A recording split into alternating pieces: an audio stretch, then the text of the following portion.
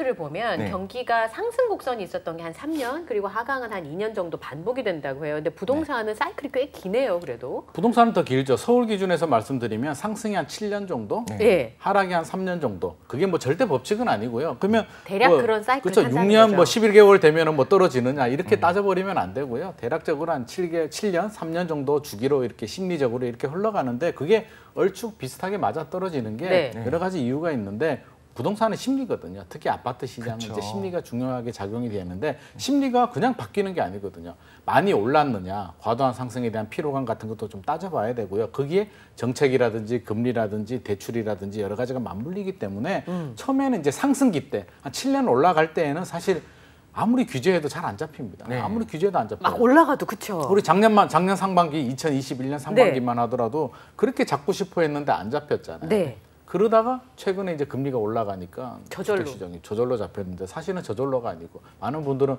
금리가 올라가니까 곡소리 나요, 지금 사실. 금리 때문에 죽은 거 아니야라고 하는데요. 금리는 그냥 트리거 역할을 한 거고요. 네. 아, 그럴 상황이었다는 거예요. 그렇죠. 금리가 이제 계기가 된 거죠. 이미 계기가 어느 됐고 정도 올랐다라는 공통의 어떤 맞습니다. 생각이 떨어질 있다 때가 보니까. 됐다는 거죠. 과도한 상승에 대한 피로감이 누적되어 있고 그동안 저금리 유동성 때문에 올랐는데 이번에는 이제 금리가 올라가니까 유동성이 좀 회수가 되고 대출이자 부담이 늘어나다 보니까 너무 올랐네? 지금 들어가면 안 되겠는데? 우리 많은 사람들이 무주택자들도 마찬가지잖아요. 저한테 질문 많이 하시는 분들이 소장님, 저 집값이 안 떨어지면 좋겠어요. 그냥 안 올라도 되니까 안 떨어지는 집 사고 싶어요라고 하는데 거짓말이거든요. 안 떨어지는 집 들어가려면 그냥 전세 들어가면 전세는 안 떨어지는 집이잖아요. 아, 그러네요. 그래서 모든 투자는 리스크가 존재하는데 사실 그 속마음은요. 조금 올라갔으면 좋겠다. 많이는 투기는 아니더라도 좀은 올라갔으면 좋겠다라는 기대 심리가 깔려 있는데 최근의 흐름을 보면 그 자신이 없는 거예요. 될까? 손해 볼 것 같은데 세금 내고 맞아요. 남는 게 없어. 들어요. 다 그렇게 생각하죠. 그러니까 거래 실종. 그러니까 서울은 매물이 많이 없음에도 불구하고 수요가 더 많이 줄어드니까 그 많던 집 사고 싶어 하던 분들이 1년 새 마음이 바뀌다 보니까 수요가 줄어드니까 거래가 안 되는 거고요. 가격이 이제 서서히 조정이 되려고 하고 있습니다. 그럼 더 떨어지기 전에 일단은 이런 분위기 공포라고 해야 될까요? 이제 네네. 집이 떨어질 거다라고 하는 그런 심리적인 효과 때문에 네네. 집단 심리 때문에 떨어지기 시작한다고 하면 네. 지금 빨리 파는 게 더 나은 거 아닌가요? 그래도? 팔리나요? 팔리지도 않고요. 문제는 거래가 잘 안 되고요. 제가 뭐 월간 거래량이 200건, 300건이라고 하니까 사실 내놔도 안 팔려요. 초급매로 팔아야 됩니다. 예를 네네. 들어서 그러면 15억 아파트를 네. 10억 원에 내놓으면 팔리긴 하겠죠. 당장 그렇죠. 팔리겠죠. 근데 그렇게 팔고 싶을까요? 절대 그렇게 안 하죠. 어떻게든 버티겠죠. 우리가 미래를 모르고요. 저도 이렇게 이야기하지만 뭐 제가 신이 아닌 이상 제가 미래를 정확히 알면 이렇게 방송하겠습니까? 안 하겠죠. 네, 하시겠죠. 그렇죠. 대나무 꽂고 있겠죠. 그래서 그거는 알 수가 없기 때문에 집주인들하고 매수자들이 생각이 달라요. 집주인들은 반등할 거야. 이러다가 금리가 멈추면 다시 또 올라갈 거야라는 일말의 기대감이 있기 때문에 절대 그렇게 지금 상황에서 이제 조정이 한 6개월 정도 됐잖아요. 네. 지금 상황에서 기다리지 절대 그렇게 급매물 투매로 던지지는 않습니다. 제가 그러니까 침체기 진입 정도로 보고 있는데 왜 그렇게 제가 말씀을 드리냐면 진짜 바닥 있잖아요.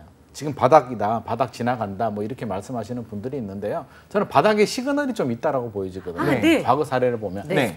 10년 전으로 돌아가면 2011년도, 2012년도가 서울은 굉장히 힘들었거든요. 그때 진짜 집값, 그때 잠실주공 5단지가 막 8억 몇천씩 했었어요. 그런 때가 있었어요. 전세가 3억 5천, 5억 원 있으면 잠실주공 5단지나 개포주공 아파트를 살 수 있는 시절이 있었거든요. 그때 왜 못했을까? 그렇죠. 왜 못했을까요? 많은 사람들이 공포에 대한 그 집값 하락에 대한 공포감에 휩싸여서 못했는데 집값 하락의 징조가 뭐냐면 집값이 좀 하락은 합니다. 우리가 착각하는 게요. 계속 상승하리라고 생각을 하는데 장기적으로는 상승을 하는데요. 중간중간에 아까 제가 7년, 3년 정도 대략 그 정도 얘기했잖아요. 떨어질 때가 있는데 2011년도, 12년도에 떨어졌는데 망각을 한 거예요. 그래서 2013년도, 14년도에는 쉽게 안 쌌어요. 더 떨어질 줄 알고. 긴가민가 하다가 15년, 16년부터 상승을 했는데 계속 오르다 보니까 이제 2011년도, 12년도가 언제적 얘기야 라고 해서 망각을 해버리면서 집값은 무조건 상승하는 거야 라고 하는데 고점 대비 30% 정도 조정은 됩니다. 그래서 그게 빨리 조정이 되느냐 서서히 연착륙을 하느냐의 문제고요. 고점 대비 일반 아파트, 재건축 재개발은 더 떨어질 수도 있어요. 그래서 거기는 상황이 좀 다르잖아요. 상황도 다르고 전세 레버리지가 굉장히 낮아요. 그렇죠. 집이 노후화됐기 오래됐으니까. 때문에 전세 가율이 낮기 때문에 지금은 새 아파트가 된다는 개발 호재 때문에 많이 올라가고 투자 수요도 많이 유입이 되지만 한 번 꺾이고요. 본격 침체장이 되면 더 많이 빠집니다. 대출도 많이 받아야 되고요. 전세 레버리지가 버텨줄 수 없기 때문에 그렇죠. 그런 집들이 한 40에서 50%까지 빠질 수도 있고요. 그런 집이 아닌 일반 아파트들, 전세가율이 50% 이상 되는 아파트들은 70% 정도까지는 빠집니다. 왜? 더 빠져버리게 되면 이제 역전세나 깡통 그쵸. 전세가 생기는데 네. 전세금 이하로는 신축 빌라나 일부 지방 아니면 잘 안 빠지거든요. 맞아요. 그래서 서울 기준에서는 그렇게 빠지진 않기 때문에 고점 대비 30% 정도 조정이 됐느냐를 첫 번째를 봐야 되고 최근에 이제 규제 지역들 네. 정부에서 이제 좀 풀어주고 있는데 네. 지방부터 이제 풀어주고 있는데 서울은 안 풀렸잖아요. 네. 서울이 가장 마지막에 네. 그렇겠죠. 규제 지역은 이제 여러 가지가 있잖아요. 조정 대상 지역이 있고 네. 투기 과열지구, 투기 지역이 있는데 제일 마지막에 풀어주거든요. 언제 풀어줄까? 주거심의위원회가 1년에 2번 정도 열리거든요. 네. 그러면 올해는 물 건너갔고요.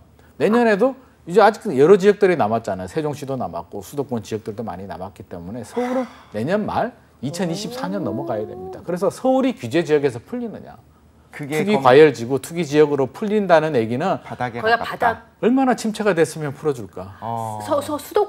서울을 풀어준다는 그렇죠. 거는 그걸 봐야 되는 거예요. 지금 원희룡 장관께서는 풀어줄 생각이 뭐 지금은 없다라고 말씀을 하시거든요. 네. 그 얘기는 자신만만한 거죠. 아직 이 정도 실제로 안 떨어졌잖아. 어디 떨어졌어? 실제로 뭐 호가 약간 떨어지고 네. 외곽 지역들이나 떨어졌지. 서울은 아직 그대로잖아. 오히려 신고가 행진도 있잖아라고 네. 말씀을 하시고 그런 통계를 기본으로 보고 있기 때문에 서울이 규제 지역에서 풀리느냐를 우리가 좀 봐야 됩니다. 그래서 그런 두 시그널도 번째. 봐야 되고요. 네. 세 번째는 우리 기억나세요? 2020년, 2021년에 유행했던 패닉 바잉, 연끌. 네. 네, 맞습니다. 그렇죠. 배 아파.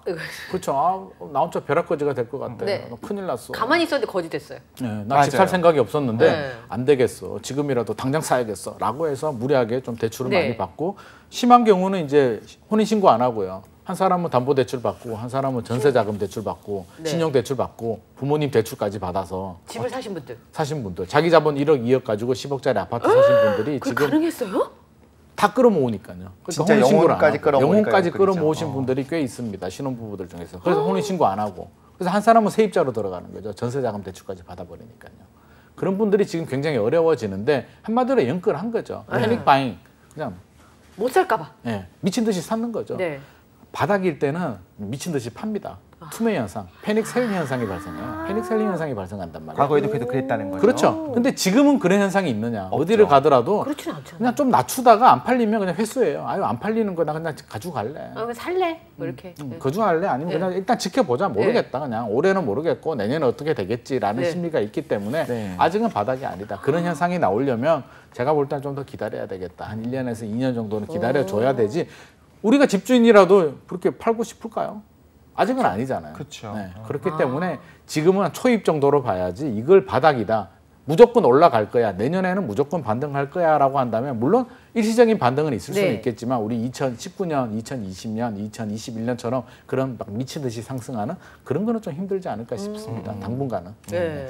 그 심리적인 게 굉장히 큰 것 같은데 그럼에도 불구하고 어쨌든 외부 요인은 있잖아요. 네네. 그렇다면 뭐 부동산 거래 절벽의 어떤 요인으로 많이 꼽는 것 중에 하나가 금리가 있었던 것 같고 아까 금리 언급하셨던 것 네네. 같아요. 네. 그래서 금리 앞에는 장사 없다 이런 말이 있는데 그것도 정말일까요?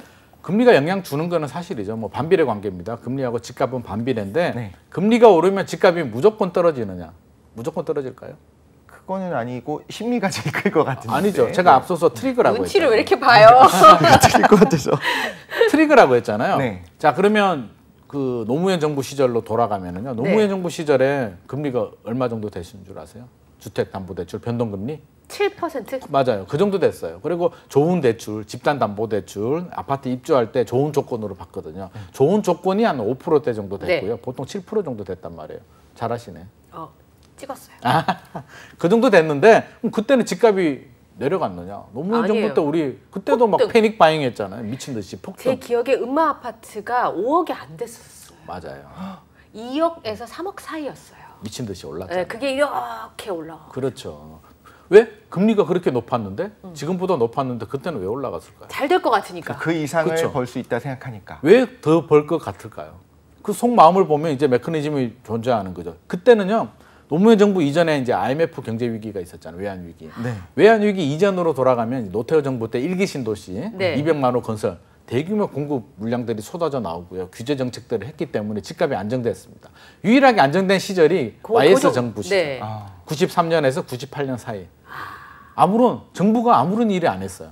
부동산에 대해서. 부동산 정책이 나올 수가 없죠. 오르지도 않고 내리지도 않으니까 무슨 정책이 필요하겠어요. 그래서 안정을 찾다가 IMF 때 집값이 폭락했죠. 네, 그렇죠. 명동에서 줍줍하신 분 많다고. 줍줍했죠. 네. 폭락하다 보니까 이제 에너지로 따지면 상승 에너지가 굉장히 축적이 된 거죠. 굉장히 저평가된 상태에서 IMF 때 규제를 다 풀어줬죠. 문재인 정부 5년 동안 한 규제를 2년 만에 다 풀어줬다라고 생각을 하시면 됩니다. 자, 문턱이 다 열려버렸어요. 네. 게다가 IMF 이전에는 대출이 잘 안 나왔거든요. 개인 대출이 잘 안 나왔어요. 잘 안 해줬어요. 네. 개인 대출은 IMF가 지나면서 이제 금융시장의 문이 열리면서 대출이 많이 풀렸어요. 그러다 보니까 대출이 풀렸죠. 규제가 풀렸죠.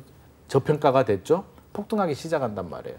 그러니까 금리가 문제가 안 되는 거예요. 더 오를 것 같은데? 지금 또 더 오를 것 같으면 우리가 금리 걱정할까요? 10%라도 사죠. 그렇죠. 금리 맞습니다. 상관없죠. 네. 왜냐면 벌어서 갚으면 되니까. 1년에 1억 오르는데 이자 1,000만 원 내는 게 뭐가 아깝겠어요? 아무것도 아닙니다. 작년 같은 그래서- 상황이면 무조건 사죠. 그래서 그렇죠. 금리는 그냥 트리거인데 지금 시점에서는 금리가 영향을 주는 거죠. 대출을 많이 받았고요. 집값이 이미 많이 상승을 했기 때문에 부담이 되면서 심리가 꺾인 거고요. 노무현 정부 시절에는 금리가 높았음에도 그게 안 됐다. 그때 트리거는 DTI 대출 규제였습니다. 네. 그때는 예.